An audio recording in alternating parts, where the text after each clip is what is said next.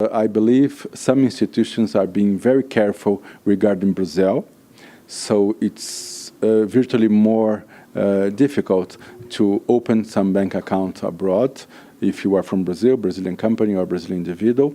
And also we heard about many banks which decided to close the account.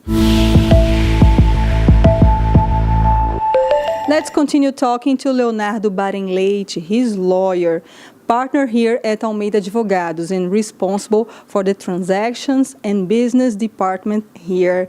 We were talking about the repatriation law. What about the bank policies? Did you see some changes in the relationship between international institutions and Brazilian clients? Yes. But I think it's a very complex question and context, because I see some changes in the financial institutions, in the international financial systems over the past few years. We had a time in the world, let's say, that we had some paradise, some hidden places where people could invest or send money and literally no one would ever find about it. We had some international regulations and laws within many countries that would create like a secret investment, a secret account, numbered account. Everything was sort of protected. Even regarding international police and the Interpol and the repatriation of money would be very, very hard. I believe we have been facing over the past few years a big move in direction of transparency. And this is affecting many countries. Many regulations have been changed in Europe, in the whole Americas, in the whole world. And within this new moment of the financial situations and reviewing all this secrecy and compliance and disclosure issues, they're all being combined. Yes, I think the international institutions sort of decided to take advantage of this move in Brazil and review their relationship with Brazilian investors. Not only because of this regularization and repatriation law and program, but also because of the new time in Brazil with the car wash operation, this big compliance move. We are trying to find out what happened within the past few years in Brazil, both in terms of political and financial relationship between companies and individuals and administration, and the international community participated in this whole problem, let's say. Now I think the international community is taking responsibility for trying to resolve this problem. And yes, they've been giving some investors a very hard time. I think it's a more complex program now to invest abroad. Of course, it's not prohibited, it's not going to finish, it's not going to be terminated. The international system exists to be used. But I believe some institutions are being very careful regarding Brazil. So it's virtually more difficult to open some bank account abroad if you are from Brazil, Brazilian company or Brazilian individual. And also we heard about many banks which decided to close the account. They just sent some communication and sometimes even with a bank check, just saying, well, this is your money. We don't want you anymore as a client. We don't want your money anymore. So we heard about it, and I think it's going to be a new time for Brazilian companies and individuals to invest abroad. I think it's good. I think it's very important. It's going to help transparency. It's going to help compliance. It's going to help to improve our image abroad.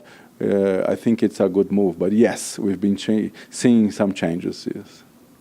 Okay. Do you believe it's important? But isn't it a big sacrifice, this kind of prejudice regarding the Brazilian clients?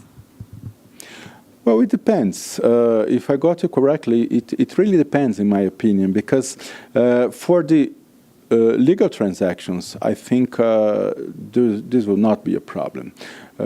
Most banks, I couldn't say it's every bank, but most banks have some programs now they call it usually as Know Your Client. They are trying to find out more about the investor, about the owner of a bank account, and I believe they're going to scrutinize a little further and see, well, is this, at least it seems to be a totally legal transaction? Is this really good money? Is this disclosed? Is this transparent? So is this a good client? Is this the money I want in my bank? This is more or less what I believe we're going to see. So talking about normal and arm's length transactions, both in companies and individuals, I hope and I believe will not be a problem. But it's going to be most probably more difficult for corruption and for some illegal transactions, what I believe it's good. Of course, corruption was not discovered in Brazil. It's not new. It's not going to end. But if we can at least reduce it, please, if you can at least reduce it to, it's even not appropriate to say reasonable level of corruption because it should be zero. But if you can really reduce it, it's going to be very good, not only for Brazil. I think it's for the whole world, for the banks too. They're going to have a better image too, because at least here in Brazil, whenever we see some big shot business guy or politicians having lots of money abroad in financial institutions, we always tend to think about the participation of this institution in the whole scheme too. So it's not only bad for Brazil and for these guys who did wrong things, but also for the international system, also for banks, which maybe they were also participating in the schemes, or at least they were not really diligent, and at least doing some basic review in the origin of the funds.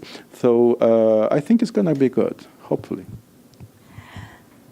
Policies and regulation have been changing a lot the past few years. Do you believe this is a new moment for money transaction in the whole world? I think it is. I'm not sure if you're talking about Brazil only or the whole world, but also combining things. We've been seeing many countries trying to review their internal systems and regulations, as you said. We heard about things in Swiss, we heard about things in Panama, and many other countries. Not only Brazil is moving in what I believe is the right and the best direction. I think it's going to change the whole international system for financial transactions. But, for example, Brazil is showing the world, unfortunately, we're not proud of it, that corruption may occur in many situations and in many options. For example, it's not only money. We heard about cases where companies were paying expenses, rent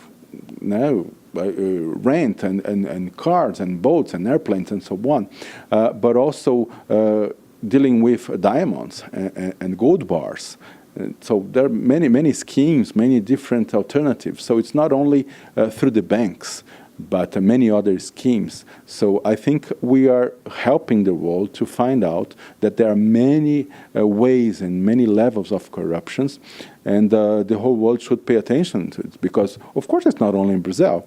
The car wash transaction itself was sort of inspired in the Clean Hands operation in Italy years ago, which, as far as I recall, and talking to even Italian friends and lawyers, it started very well. It really shook Italy at that time, but they stopped it at some point. Also because the Congress and the politicians didn't really allow the operation to go further. And this is a big risk here in Brazil. We've been facing a real risk that politicians, maybe not, combined with some aspects of the administration, maybe other bodies too, they are really trying to stop the operation. So I think it's very important that the whole international community oversees what is happening in Brazil, because this is going to affect the whole world, yes.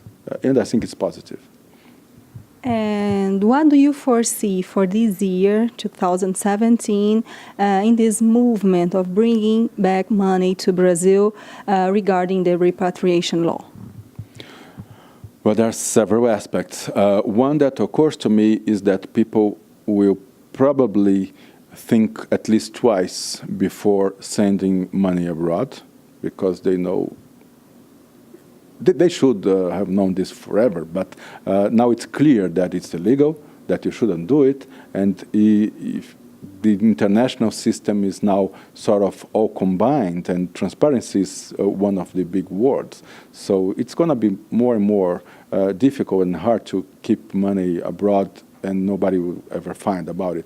So this is, I think it's a very important consequence. Another one is that in 2016, this repatriation program really helped the Brazilian financials. It was big money, not enough because we have this huge financial crisis, but it really helped the Brazilian resources. So it was important, not only because people decided to bring money back or within Brazil, but also because of the penalties and taxes that had to be paid. So this was really important. And now in 2017, I think we will start to see a new moment for Brazil.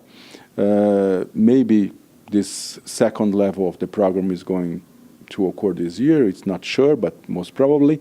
And this is also helping to change the image of Brazil. Brazil is, at least we hope, that the country is really trying to do things right now. And this is part of a bigger program. Compliance comes together, car wash operation comes together. So it's a new moment for Brazil. And we also hope it will bring more investment and transactions. Leonardo Barém Leite, thank you so much for this new opportunity to listen to you, to learn with you. Thank you so much for this participation here in Dukascopy TV. My pleasure. Thank you. Luciane Miranda to Dukascopy TV.